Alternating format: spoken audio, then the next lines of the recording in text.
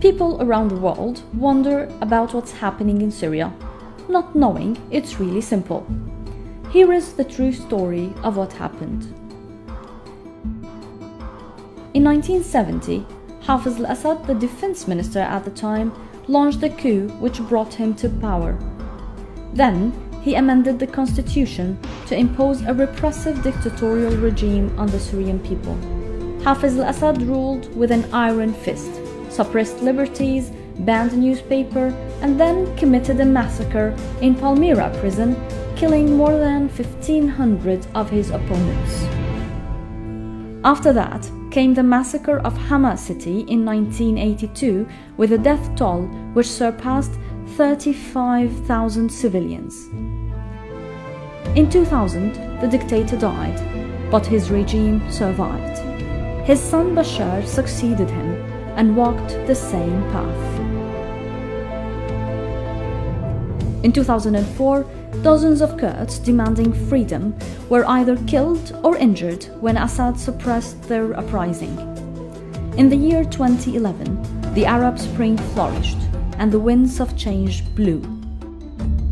Then the peaceful uprising broke, demanding liberty and dignity. Assad's security forces targeted the protesters with live ammunition, killing hundreds of them. As a result, the uprising expanded to the rest of the country. Remaining peaceful, protesters carried flowers to express their goodwill and assert legitimacy of their demands.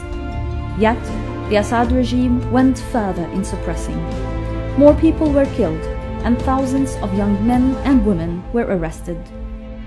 Abandoned by the international community, and with the death toll rising, the Syrian people turned to arms to protect their peaceful demonstrations. In 2012, a group of officers in the Syrian army defected, and with a large number of activists who joined them, they formed the Free Syrian Army. The FSA liberated several areas from Assad's grip. Liberated areas were met with Assad's atrocities, punishing them for embracing the revolution.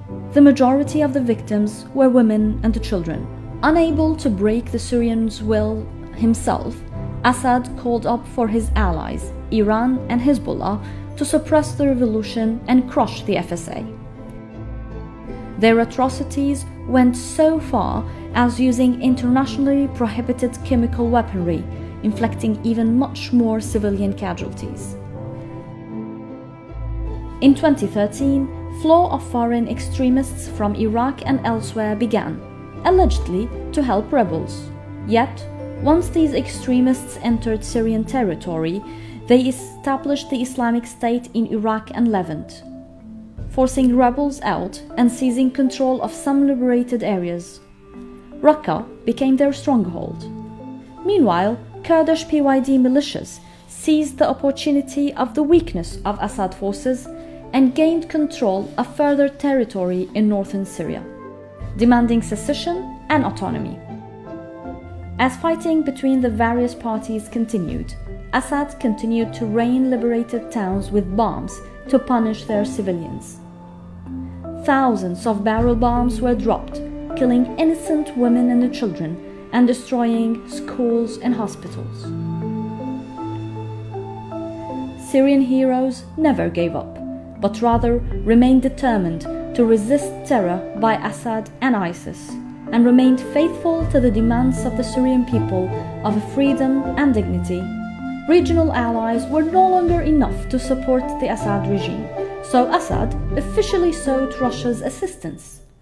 Therefore, rebellious areas became subject to Russian attacks, which destroyed what is left of life in those areas.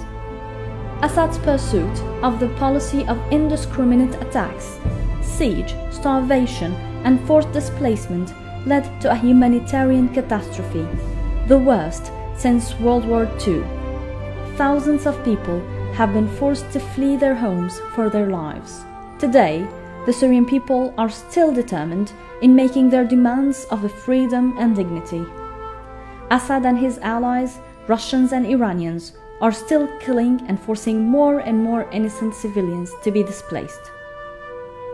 This is the truth. Because of Assad,